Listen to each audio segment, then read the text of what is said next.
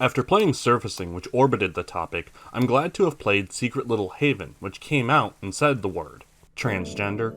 It feels increasingly common to write stories that are about trans people, either directly or through analogy, but avoid saying the scary word.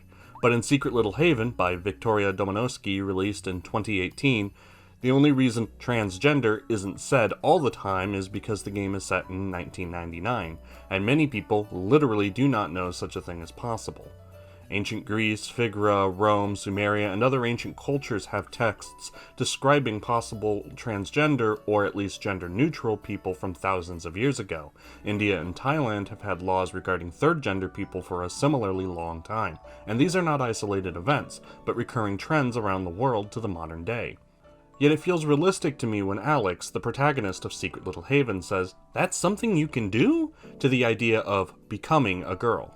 Of course she always was, but never realized the possibility of looking and acting femininely in public. Even in the hyper-connected age of today, kids still grow up not knowing why their body feels so wrong. Why, even though the adults in their life assure them that everyone feels weird during puberty, everyone around them seems to be handling it so much better. In the ancient history of 1999, figuring out that the wrong puberty was going on was even harder.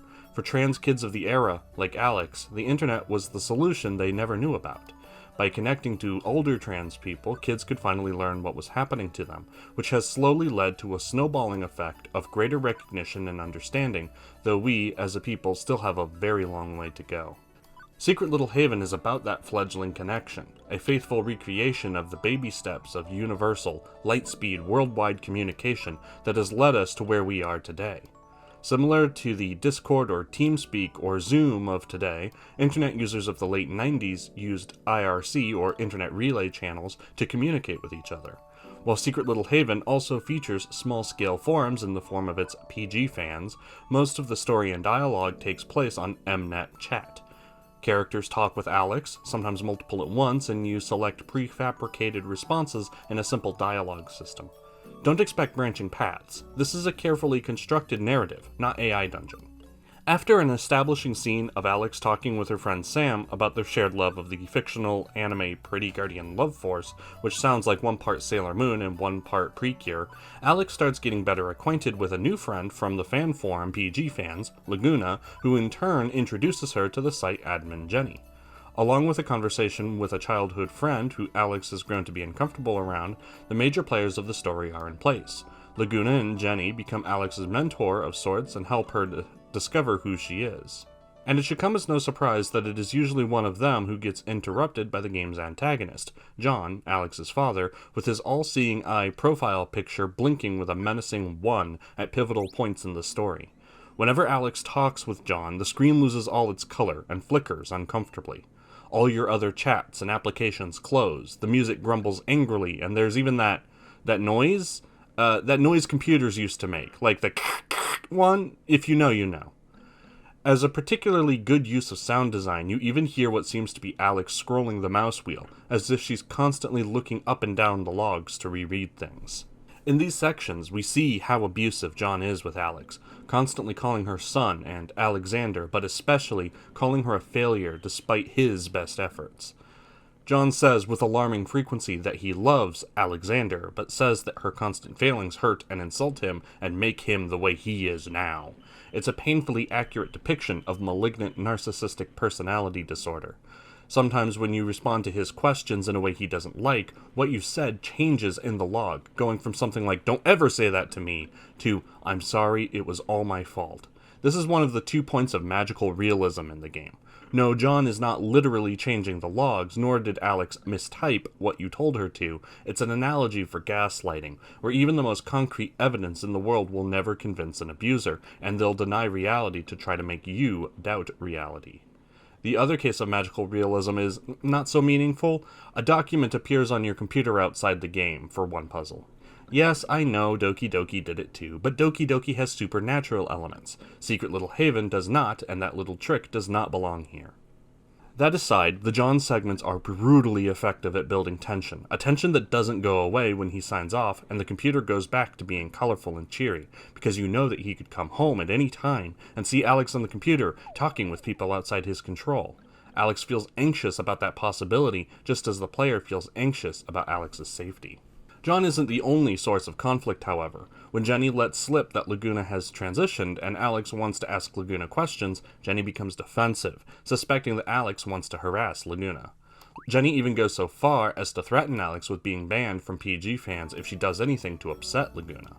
So now here's Alex wanting this information, wanting to talk to someone like her, but fears broaching the subject for fear of being made an outcast in her secret little haven. While more minor, there's even conflict with Sam, Alex's friend in Alabama, and Andy, Alex's childhood friend. Alex and Andy have drifted apart now, and Alex has become distant at school, and Andy is growing into a model example of toxic masculinity. Naturally, Alex is already adverse to masculinity, but Andy's interest in firearms and sports, and especially his treatment of women, leads Alex to grow increasingly impatient with him, seemingly only giving him the time of day because of their shared history. For Sammy, when Alex starts exploring the possibility of being transgender and brings it up with her, Sammy gets angry, citing that Alex has money in the family and lives in an environment not so obviously hostile to trans people as Alabama. Sammy lashes out, saying that at least Alex's dad won't hurt her for coming out, which that may well not be the case. She's so afraid of repercussions of coming out that Sammy refuses to even admit to herself that she is trans and demands that Alex not broach the subject with her because it's too painful to think about. That's a lot of conflict to fit in one game. It helps that breaking up the tension is all the distractions available to you between reading the websites you have access to, as well as a couple cute games, like the doll dress-up app and a recreation of Tamagotchi called Egg Friend, a Tamago-Tomodachi, if you will. There's also a word processor with 2 files made by Alex available. One is a beautiful piece of word art that makes a shape using the word butts. And the other is a fanfiction of Pretty Guardian Love Force Alex has been working on that does a great job expanding on Alex's character.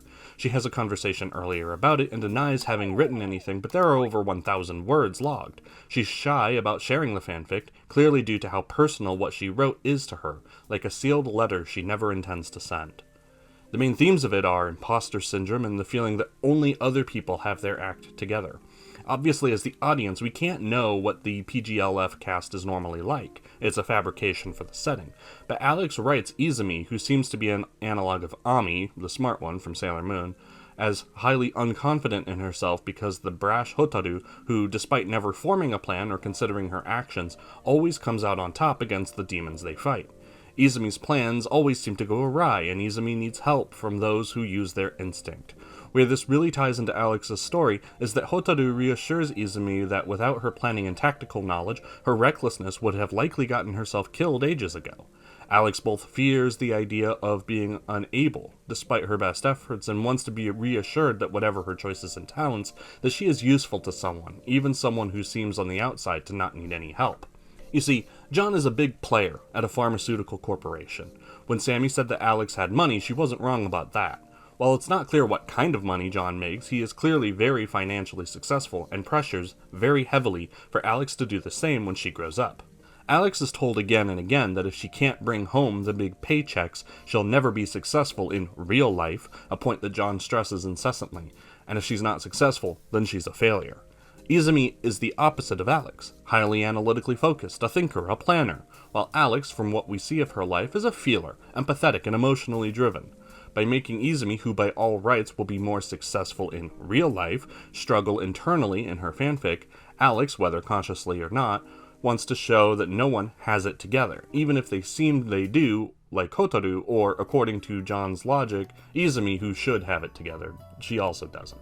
And all of this is tucked away in a little file in Alex's documents, only brought up twice when Alex talks to her friends from PG fans and she dodges the question on how it's coming along.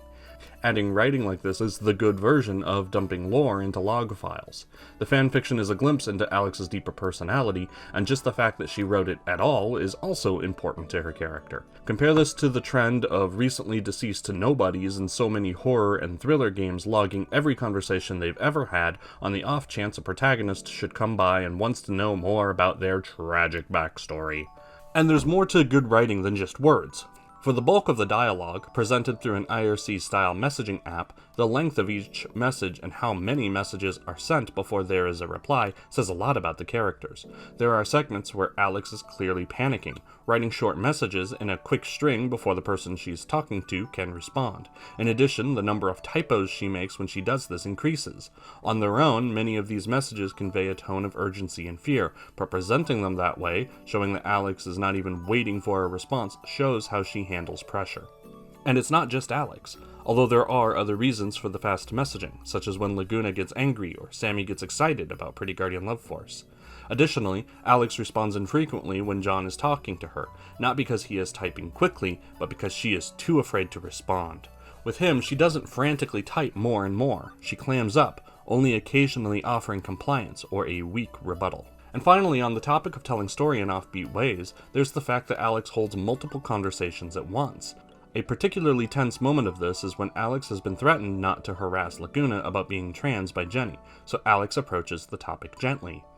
When Laguna starts getting angry that Jenny told someone about her, and it seems like she's going to go confront her, Jenny starts messaging Alex, apologizing for being so intimidating the day before, and asking if Alex is okay. It's the juxtaposition of these two conversations that brings so much life to the characters and the drama of the story. Imagine trying to calm down a friend in one tab, and then quickly switch over to another and act like nothing's wrong to someone else.